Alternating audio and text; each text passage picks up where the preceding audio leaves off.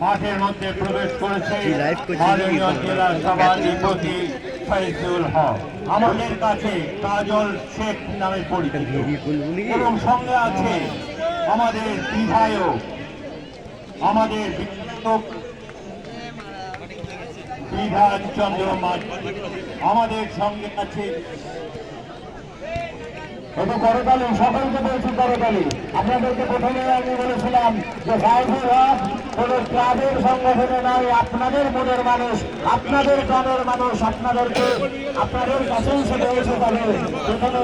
আর এটা কাজের কথা আমরা জানিয়েছিলাম দর্শকরা চাইছে তোমাকে ওই মাঠে তার সময় রেখেই মহিলা ফুটবল টুর্নামেন্টের আয়োজন করেছে। আপনাদের সকলকে জানিয়ে রাখি, আপনারা সকলেই জানেন যেখানে বড় বড় সাংস্কৃতিক অনুষ্ঠানের আয়োজন করা যেত